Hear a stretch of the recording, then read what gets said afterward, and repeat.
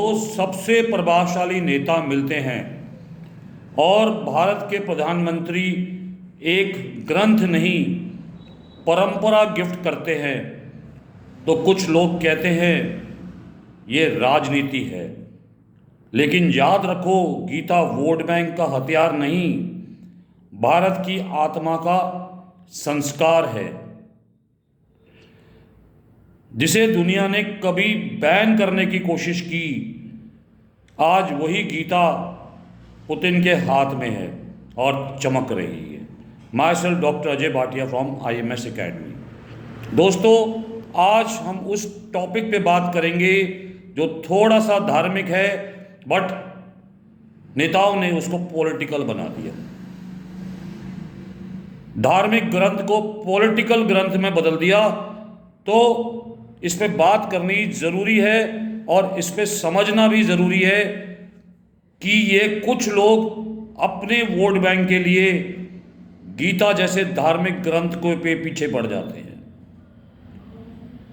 दोस्तों, जब पुतिन को हमारे इंडियन प्राइम मिनिस्टर ने मुलाकात के टाइम पे तो उन्हें एक भगवत गीता का रशियन लैंग्वेज एडिशन गिफ्ट की। वही गीता जिसने पढ़ना रशियन लोगों पहले से पसंद करते हैं। मोदी ने कहा था कि गीता के उपदेश दुनिया भर के लोगों की प्रेरणा देते हैं। दुनिया इससे बहुत कुछ सीखती है, इन उपदेशों से। बस इतना सुनते ही कुछ ऑपोजिशन लीडर ने सवाल उठा दिया। उन्होंने बोलना स्टार्ट किया कि डिप्लोमेसी में धार्मिक ग्रंथ क्यों, क्या इसमें राजनीति है? कुछ लोगों ने भी इस कंट्रोवर्सी को अननेसेसरी बताया। कुछ ऑपोजिशन लीडर ने गिफ्ट सिंबोलिज्म पर क्वेश्चन उठाया और कुछ ने प्रोटोकॉल पर ही डिबेट खड़ी कर दी। कहना है कुछ, होता कुछ है देश में, लेकिन सच क्या है इसको भी समझना जरूरी है। डिप्लोमेसी में गिफ्ट देश की संस्कृति, परंपरा और आइडेंटिटी को रिप्रेजेंट करता है। कोई कंगारू ऑस्ट्रेलिया का सिंबल है तो कोई मातृशोका डॉल रशिया का, और भारत की आत्मा क्या है? भगवत गीता। ये राष्ट्र का गिफ्ट है जो राजनीति नहीं होता, सॉफ्ट पावर होता है। और भारत का सॉफ्ट पावर गीता का ज्ञान ही है।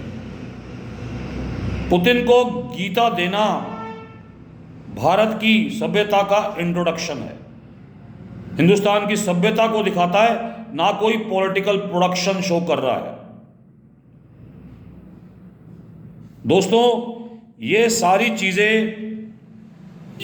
इन लोगों की, ऑपोजिशन लोगों की सोच बताती है कि कितने निचले स्तर पर ये लोग गिर चुके हैं। और इतने निचले स्तर पर गिरने के बाद भी इनको समझ में नहीं आता, हर छोटी छोटी बातों का नैरेटिव बनाते हैं। अब गीता पे आ गए, गीता का भी नैरेटिव बना दिया, उसको पॉलिटिकल बोल दिया। कई लोगों ने कुछ बोल दिया, कई लोगों ने कुछ बोल दिया। ऐसे नैरेटिव्स पे आप लोगों को ध्यान नहीं देना चाहिए।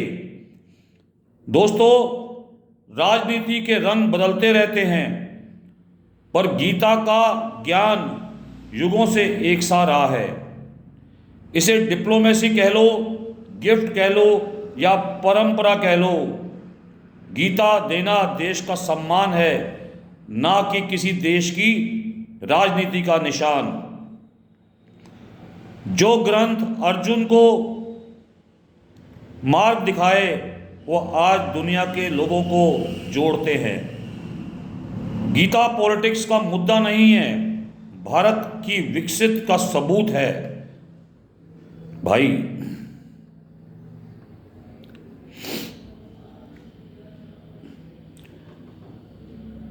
तो जब कोई पूछे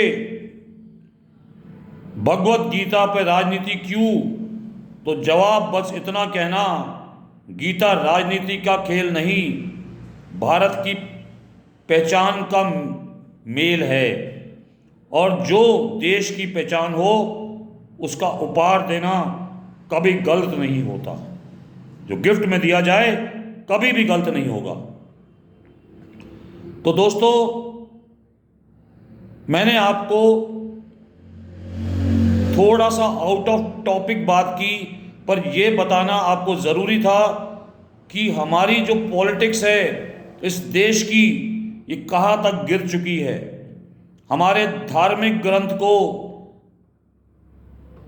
पॉलिटिकल नेचर बना दिया कुछ ऑपोजिशन लीडर्स ने। कुछ भी कहना ठीक है, पर राजनीति और धर्म को जोड़ना सही नहीं है। तो ऐसे लोगों को बहिष्कार ही करना चाहिए, ऐसे लोगों का सपोर्ट नहीं करना चाहिए। दुनिया ऐसे लोगों को सपोर्ट नहीं करती, तो हमको भारत को भी ऐसे लोगों को सपोर्ट नहीं करना जो इस टाइप के काम करते हैं। तो दोस्तों, आपको अगर हमारा वीडियो पसंद आए तो प्लीज़ लाइक करिए, शेयर करिए, सब्सक्राइब करिए IMS एकेडमी को, और दुनिया को, स्पेशली भारत में कुछ इन लोगों को भी आप राय जरूर दीजिए कमेंट बॉक्स में, जिससे इनको समझ में आए कि हम सब एक हैं और आप लोग अलग हैं। आप लोग मतलब ऑपोजिशन पार्टी अलग हैं। अगर आप गलत राहों पे चलोगे, गलत दिशाओं पे चलोगे, हमारे धार्मिक ग्रंथ पे बात करोगे, तो हम आपका बहिष्कार करेंगे। Thank you very much.